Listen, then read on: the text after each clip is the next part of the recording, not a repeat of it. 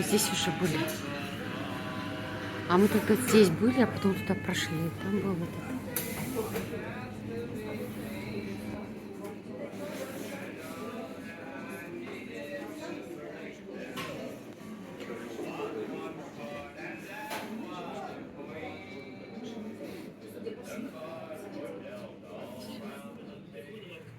Туалет, кафе, философ. Лентика.